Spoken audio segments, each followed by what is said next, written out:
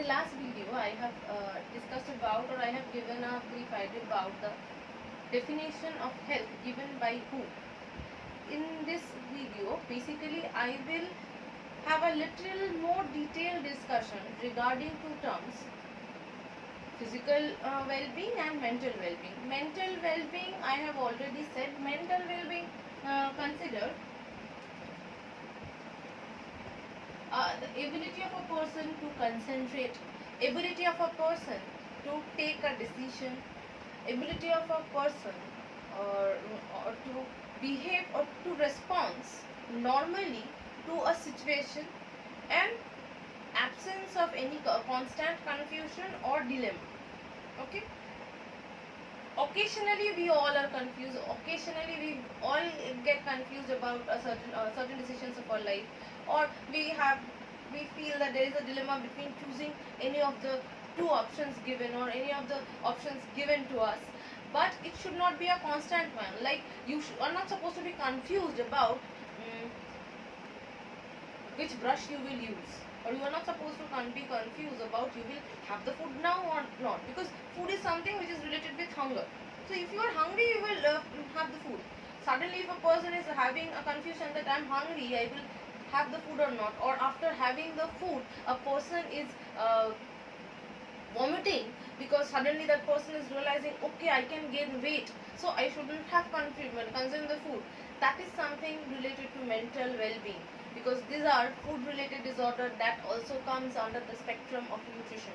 A person who is having a lunch at the normal lunch time, and after a considerable gap of not having any meal, and the person after consuming the food suddenly realizing that my all friends are thin, I'm gaining weight, I'm getting fat, and the person suddenly puts his own or her own finger so that inside, so that the person can vomit. That is something related with mental health.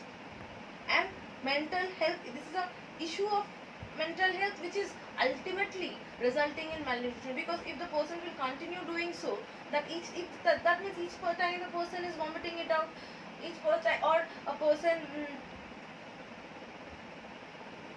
the person does not have any idea about when to stop. The person is feeling hungry, starting consuming food, and constantly consuming food without understanding when to stop. So that is also something related to mental health and mental wellness.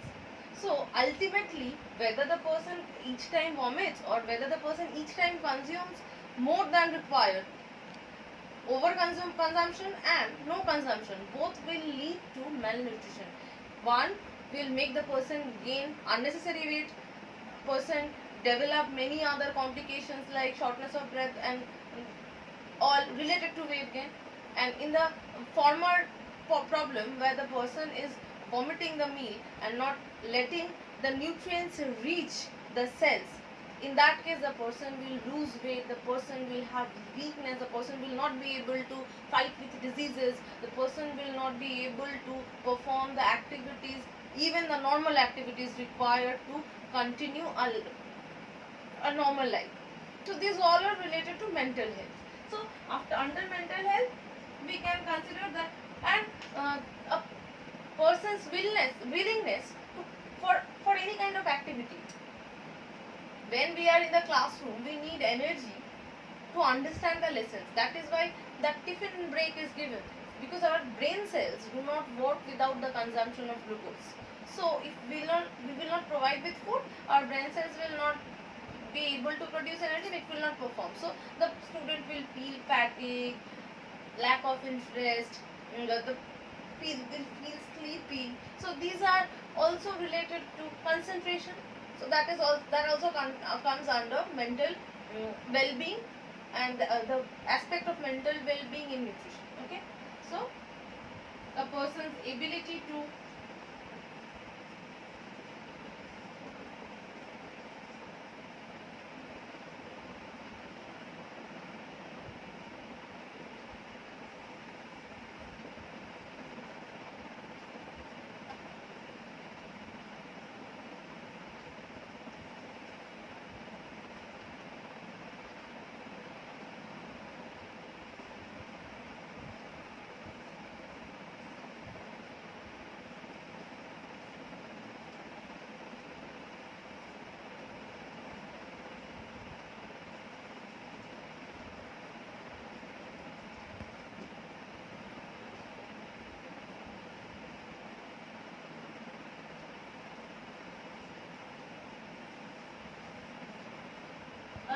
Writing down the points I have discussed. Absence of confusion or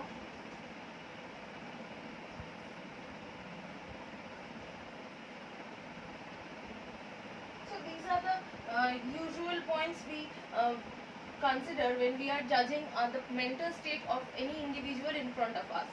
Okay, so now these are the points under mental health. Now I will move to the next one, which is physical health. So let me revise once. Personal ability, person's ability to respond in respect to the situation. Like if suddenly I feel a dog is coming towards me, and it is barking, or it is having a furious approach towards me.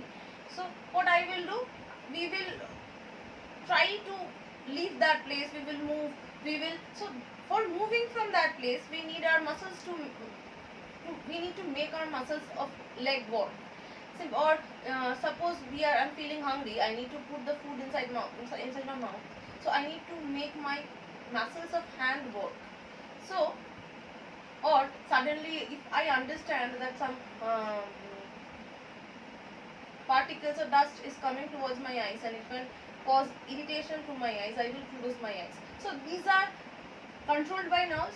If a person is not able to conduct such basic activities, that means there is some problem in the functioning of the nervous system.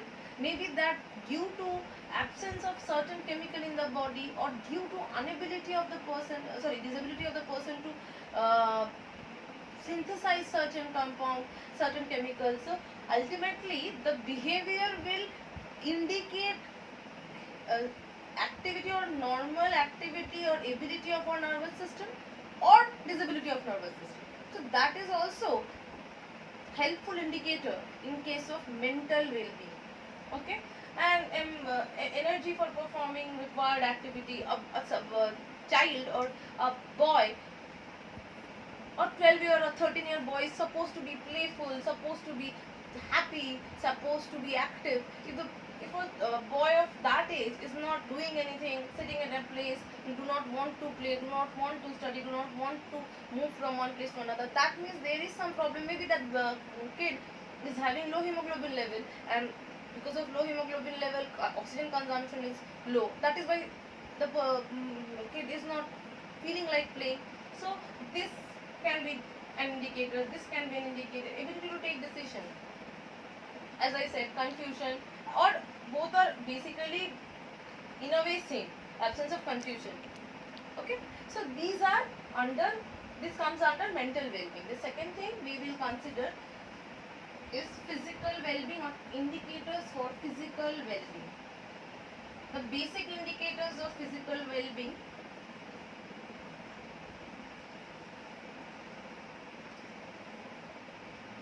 our nails are supposed to be white or pinkish or white, and rather not white completely. The top portion is whitish and the nail attached to the finger muscles are they are pinkish. Why? Because that indicates adequate flow of blood there, or presence of adequate or normal level of hemoglobin. Okay, so nails pinkish. Similarly, our lips are little moist and soft. So that is also, that moisture is, that shows that our body is having normal level of water. So moist, which indicates that our body is hydrated. Exactly opposite thing occurs when a person vomits frequently, or for multiple times a person has vomited and having diarrhea. That means water volume is being decreased in our body. The level of water is decreasing in the body of that person. So at that point the person feels that the lips are very dry, the inside the mouth, the surface is becoming very dry. That is also because hydration is not there.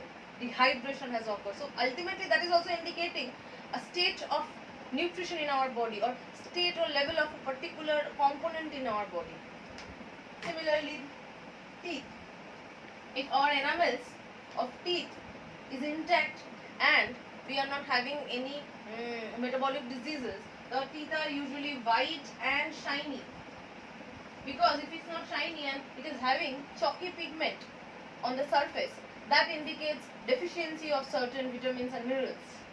Similarly, if I consider muscles, until and unless a person enters their old age, our muscles are supposed to be strong and flexible. But if a person is having malnutrition, that means a person is not having proper amount of energy and nutrients from the food, then body will start breaking down the muscles for production of energy. Then we can see muscle, loose muscle. So this indicates malnutrition. So that is how these can be indications of malnutrition. Okay. Next thing we can consider is our belly or abdomen. Usually a person who is having normal weight and no accumulation of water in the body, they have flat belly. If there is accumulation of water or deposition of fat, then the person can become obese or can have a pot belly. Both indicates wrong health status. So in normal condition, abdomen is supposed to be flat. So accumulation of fat or water indicates impaired health status.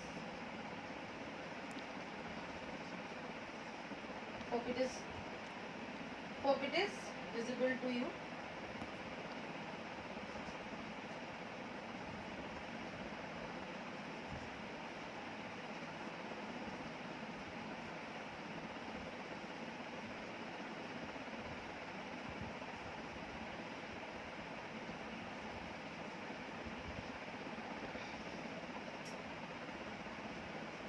There I am just writing down 3-4 more indicators.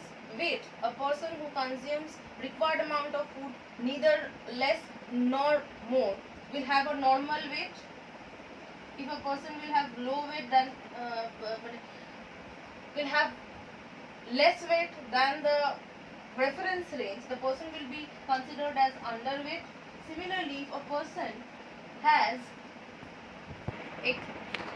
10 or 5 kgs extra upon the normal range of weight, then the person will be considered as overweight or obese. Right? Okay, you can see it. So digestibility. After a baby is introduced to new food after 6 months of breastfeeding, it is supposed to be like that. The kid will be exposed to different type of food so that it develops a digestibility, and after a certain age, like in a adult is supposed to digest the normal nutrients present in the dietary pattern or usual dietary pattern. If the person is unable to digest the normal nutrients, that means if it's not able, then wrong nutrition. Null status. Similarly, sleep should be adequate. If a person will not sleep properly, it will cause rise in elevation of blood pressure, it will cause stress which will affect nervous system. So sleep should be adequate to keep the health status proper. And the last thing I will consider is tongue. A tongue is usually pinkish or reddish, but not light. Rather, I should say pinkish, not reddish, because red is a darker color. It is pinkish. If the tongue is white, is less pinkish, then or lack the pink color, then it is considered to be anemic. The person is considered to be anemic. So if low, then anemic. So these are the indicators of physical well-being. I hope it is visible to you and you can understand. In the next video, I will be back with the next chapter and discussion about on that. Thank you.